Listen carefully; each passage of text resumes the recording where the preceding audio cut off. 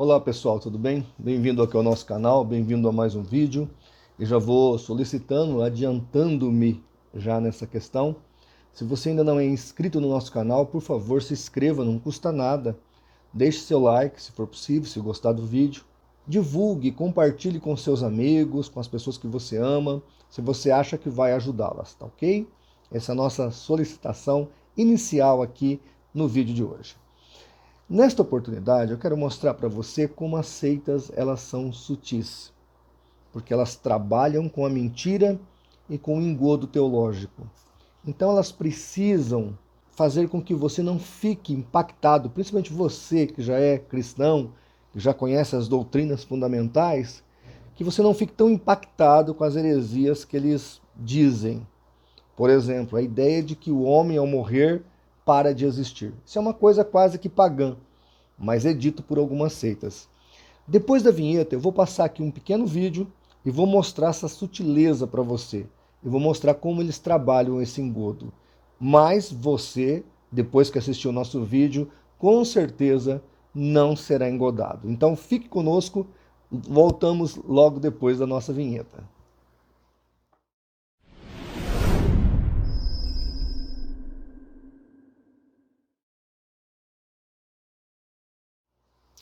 Então, pessoal, alguém me mandou aqui um pedaço de um vídeo onde estava ali o pastor Sérgio Monteiro, da Igreja Adventista, um tal de Michelson Borges e um tal de Eliezer. E tem mais um lá que eu... Depois você pode ver o nome aí que eu vou botar um pedacinho do vídeo. E aí eles estão ali comentando sobre sono da alma e nessa conversa, nesse diálogo, né, você observa que eles são questionados sobre a inexistência após a morte. E aí o Michelson Borges, que está direcionando ali o debate, ele fala, é bem por aí, é realmente inexistência ao morrermos. Aí o Sérgio Monteiro pega a palavra, ele já tinha até conversado com esse rapaz que fez a pergunta, e ele tenta então dizer que não é bem assim. Não é uma inexistência total, é só depois que quando ressuscitar, for condenado, passar pelo Guieno, aí será aniquilado totalmente. É um negócio meio esquisito ali o que ele tenta falar. Mas eu vou mostrar para você porque é muito importante você observar estas questões.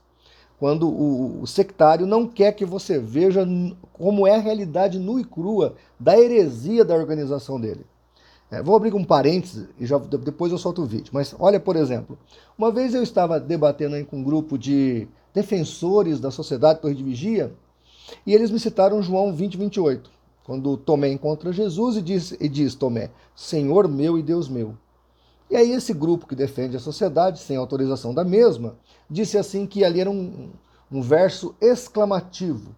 Como o católico olha para uma coisa e fala, Nossa Senhora! Ou você olha um acidente e fala, Meu Deus! Então a ideia deles era dizer que aquele texto era exclamativo para fugir da realidade que Tomé chama Jesus de Deus. Fui lá nos livros da Sociedade Torre de Vigia, oficiais, o que a sociedade diz? Que ali Tomé realmente chama Jesus de Deus. E que a sociedade acreditava que Jesus realmente é um Deus, mas é um Deus menor. Obviamente que isso é esdrúxulo quando a gente pega, por exemplo, João 17,3, que diz só há um Deus verdadeiro. Se só há um Deus verdadeiro e Jesus não é Deus, é um Deus menor, então ele seria um Deus falso? E para fugir dessas evidências que a apologética em geral coloca sobre as TJs, ou as testemunhas de Jeová, o que esse camarada que defende a sociedade fez? Inventou uma tese que não é da organização. E eu mostrei isso aí num dos vídeos, se eu achar que depois eu coloco na descrição. Então, algo similar fazem aqui o Sérgio Monteiro e o Eliezer, esses pastores adventistas, ao tentar falar da ideia real para eles que quando alguém morre, a pessoa fica inexistente entre a morte e a ressurreição. Então, na verdade, para o adventista, não é uma ressurreição, é uma reconstrução ou a ideia de refazer o indivíduo. Tá entendendo? Porque ele para de existir. Então ele tem que ser refeito na ressurreição. É isso que ensina o Adventismo, né? Mas olha o que eles tentam falar para fugir da evidência. Vamos ouvir o vídeo, já já eu volto. Mais algumas perguntas aqui, vamos lá. Samuel Martins, ele diz o seguinte: a morte é um estado de inconsciência ou inexistência? Acredito que nós já respondemos isso adequadamente, né? É por aí mesmo, Samuel. Eu creio que seja uma boa comparação aí, né? Inexistência. Eu acredito que é porque muitas pessoas nos acusam de ser. Eles confundem a ideia de aniquilacionismo, porque dizem que nós pregamos que a morte acabou. É o fim. Na morte é o fim. Nós não cremos que a morte é o fim, nós cremos que a segunda morte é o fim. A segunda morte é o fim. Essa primeira morte, ela pode ser revista, eliminada para aqueles que, como o pastor Eleazar bem disse, recebem o dom da vida eterna por Deus. Então nós não cremos que a morte, esse estado, o que nós não cremos é que haja consciência no estado intermediário. Esse chamado estado intermediário, essas coisas aí. Não cremos no estado intermediário. Inexistência só depois da segunda morte. Aí é inexistência total. Bem, deu para você perceber aí que eles tentam ocultar o fato. O Michelson, de cara, fala que o que fez a pergunta estava correto. É realmente uma inexistência. Aí o Sérgio Monteiro pega a palavra e tenta dar uma calhada no defunto ou no sepulcro. Ele tenta pintar de branco o sepulcro para dizer que não é tão feio assim o que está ali. Mas é feio. A doutrina adventista, até certo modo, ela é epicurista. Morreu, a pessoa é extinta. E vou mostrar para vocês nos documentos adventistas. Ó, estou com essa Bíblia aqui, que é uma Bíblia que antigamente os adventistas colocavam o encarte aqui das doutrinas deles. Deve ter até hoje. Tá vendo aí? Eu vou pôr na tela. Olha aí que bonito sobre a morte. Acompanha comigo aí na tela. Morte do homem, corpo volta ao pó. Mais, fôlego de vida volta a Deus. Igual, o ser vivo ou alma vivente deixa de existir. Repito, deixa de existir. Então, está aqui escrito, entre a morte e a ressurreição, o indivíduo, para os adventistas do sétimo dia, deixam de existir. O Sérgio Monteiro não quis assumir essa realidade. Vamos ver agora, só mais um texto adventista que está no Nisto Cremos.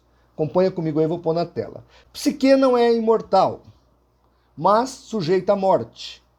Pode ser destruída. Mateus 10, ele cita Mateus 10, 28. O corpo e a alma existem em conjunto. Ambos formam uma união indivisível. A alma não possui consciência separada do corpo. Não existe qualquer texto que indique a possibilidade da alma sobreviver ao corpo, mantendo-se como entidade consciente.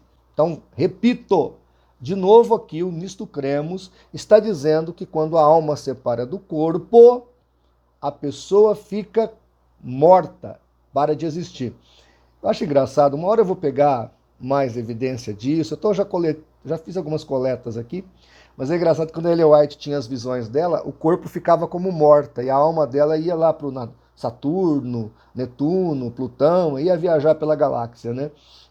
Se não houvesse separação de corpo e alma, como é que a Ellen White viajou por esses planetas? Mas eu não vou entrar nesse mérito aqui agora, porque, coitados dos adventistas, eles tentam, apagar o sol com a peneira, e aí fica difícil, tá? Outra coisa, é importante você que está assistindo saber que eles não defendem a mortalidade da alma como uma opção doutrinária. Para eles é absoluta realidade, absoluta certeza e um termo que não pode ser flexibilizado. Porque se você apenas cogitar dentro do adventismo da possibilidade da imortalidade da alma ou da imperecibilidade da alma entre a morte e a ressurreição, você destrói a principal doutrina adventista, que é o juízo investigativo. Porque se a pessoa morre e está com Cristo ou morre e está no sofrimento, a ressurreição não tem juízo investigativo para mudar isso.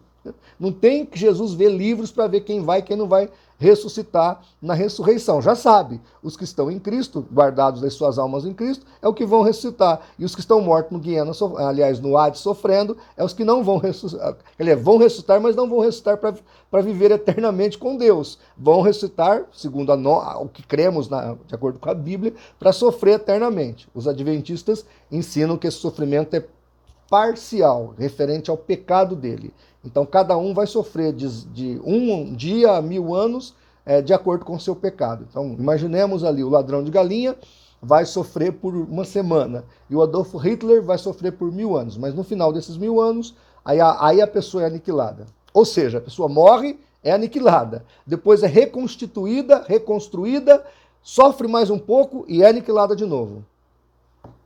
Duro de acreditar nisso, hein? Mas vamos para a Bíblia, vamos pegar um pouquinho de Bíblia aqui. 3 textos que, para mim, são claros com relação a mostrar que o homem tem 2 partes, pelo menos, né? Existe na antropologia bíblica a dicotomia, tricotomia. Para mim, as 2 visões são boas. Só a visão adventista de que o homem é uma coisa só, que é o monismo dentro da teologia, que para mim é inacessível e sem nenhum vestígio bíblico. Mas vamos lá, Eclesiastes 12:7, vocês conhecem, e o pó volte à terra como era, e o espírito volte a Deus que o deu. Então veja que o homem tem 2 partes. Mateus 10:28, e não temais os que matam o corpo, e não podem matar a alma. Temei antes aquele que pode fazer perecer, guarda essa palavra, apólime, perecer, no inferno a alma e o corpo. 3 de João 1:2, amado, desejo que te vá bem em todas as coisas, e que tenha saúde, assim como bem vai a tua alma. Eu vou voltar em Mateus 10:28, mas eu quero primeiro explicar 3 de João 1:2. Ou seja, ele deseja ao receptor da carta que ele esteja bem de saúde, o seu corpo físico, a sua natureza biológica, a sua parte humana, o seu corpo esteja bem de saúde, assim como também esteja bem a sua alma. Ou seja, nesse texto nós vemos que ele quer que o homem esteja bem, ou o receptor da carta esteja bem, tanto na parte física quanto na parte imaterial. Ou seja, o homem tem 2 partes. Agora, olha aí a questão do apólime, da palavra apólime aí em Mateus 10:28. O termo aí, inferno, não é Hades, é Guiena. É Guiena, e está falando do Guiena, da ressurreição dos injustos e da condenação desses injustos no Guiena, para todo sempre.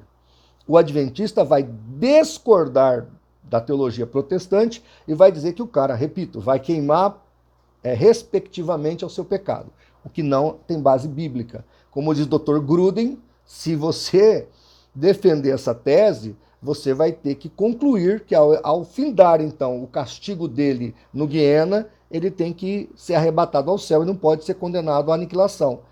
Por quê? Porque ele já pagou a sua pena, o que não condiz com a realidade bíblica. Mas vamos lá. A palavra apólime aí, o adventista tenta colocar que quer dizer aniquilar. Então, para o adventista, a ideia aí é a aniquilação, que pode fazer aniquilar no inferno a alma e o corpo. Por que esse aniquilar não faz sentido, gente? Por quê? Olha, prestem atenção. Jesus está dizendo assim, olha, alguém pega uma arma, uma faca e mata o seu corpo. Aí ele fala assim, não temam essa pessoa que pode matar o seu corpo. Temam aquele antes que pode fazer perecer tanto o corpo quanto a alma no Guiena. Se a palavra apólime aqui, que é dentro de um contexto diferente poderia ser outra coisa, significasse destruição, aniquilação, o cara que te deu a facada, ou que te deu um tiro, ou que matou teu corpo físico, ele já te aniquilou por completo, como está aqui nessa Bíblia adventista, né, com encarte adventista. Ela fala categoricamente que a pessoa que morre está aniquilada, parou de existir. Ora, então, Jesus não podia falar para não temer essa pessoa, porque ele está fazendo como Deus, ele pode tanto fazer o indivíduo sofrer como perecer, como ser aniquilado, porque se a morte é aniquilação. Agora, onde está o problema? Essa palavra aqui, perecer, que foi traduzido por apólime, não pode significar aniquilar.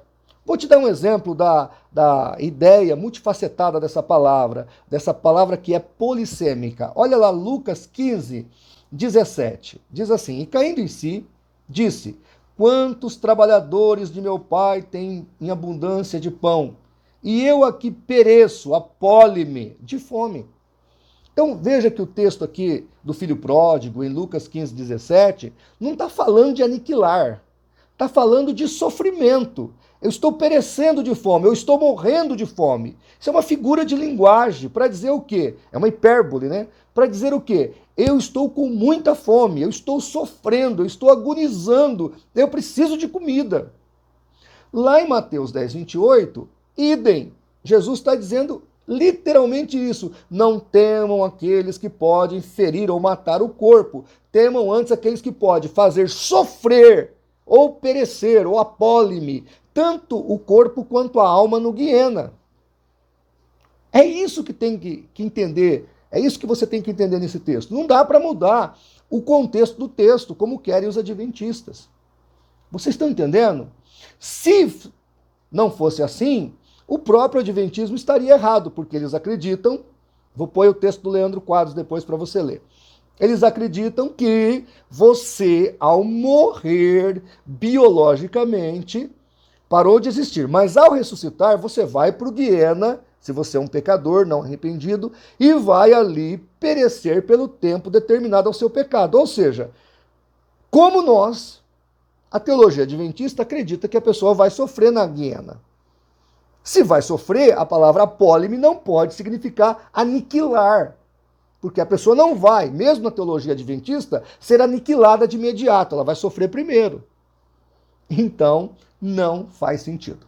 Mas no teor geral, o que eu quero que você entenda é como eles são assim, sutis. Como eles tentam pintar o sepulcro ou enfeitar o demônio para você achar que ele é mais bonito do que realmente parece. Fique atento. Estes teólogos, eles não têm compromisso com a verdade, eles têm compromisso com o engodo. Eles querem enganar, como fizeram comigo lá os jeovistas, como fizeram aí esses adventistas. Eles não querem te dizer a verdade. E quando a doutrina deles parece muito distonante da nossa realidade protestante, o que eles fazem? Eles tentam camuflar o fato para ver se você engole a deturpação teológica. Então, meu querido, fique atento, fique ligado, não se deixe enganar. Se você precisar de material sobre esse assunto, sobre imortalidade da alma, aí está o meu WhatsApp, você entra em contato. Eu tenho centenas de PDFs que eu posso te mandar, disponibilizar para você pesquisar. Qualquer dúvida, estamos à disposição. Ok? Muito obrigado por mais esse vídeo, obrigado pela sua atenção e pelo seu tempo, e eu espero que eu tenha esclarecido você, pelo menos em alguns aspectos. Muito obrigado e até o nosso próximo vídeo.